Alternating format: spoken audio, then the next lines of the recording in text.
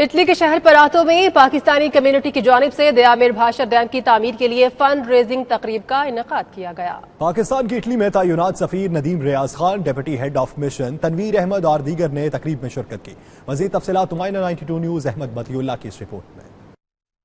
Fund raising تقریب میں پاکستان کے اٹلی میں تعینات سفیر ندیم ریاض خان اور deputy head of mission Tanveer Ahmed کے علاوہ پاکستان فیڈریشن اٹلی کے صدر بشیر امرا، پاکستان کمیونٹی پراتو کے ڈائریکٹر محمد اشرف گوندل اور دیگر نے خطاب کیا۔ اس موقع پر پاکستانی سفیر ندیم ریاض خان نے کہا کہ بیرون ملک مقیم پاکستانیوں کو ہر چیز سے بالاتر ہو کر ملک کی ترقی میں اپنا حصہ ڈالنا چاہیے۔ پاکستانی سفارتی مشن کے ہیڈ تنویر احمد نے بھی فنڈ ریزنگ کی تقریب کو سراہتے ہوئے کہا کہ دیگر شہروں میں موجود پاکستانی بھی اس میں بڑھ چڑھ کر حصہ لیں۔ دیامیر بھاشا ڈیم کے لیے پراتو میں ایک پاکستانی کمیونٹی کی جانب سے 42 لاکھ روپے کی رقم کا چیک پاکستانی سفیر کے حوالے کیا گیا، جس پر سفیر ندیم ریاض خان نے پاکستانی کمیونٹی پراتو کا شکریہ ادا کیا۔ بعد ازاں پاکستانی کمیونٹی پراتو کے ڈائریکٹر محمد اشرف گوندل اور سیکرٹری جنرل سید محمد منیر نے مہمانوں کا شکریہ ادا کیا۔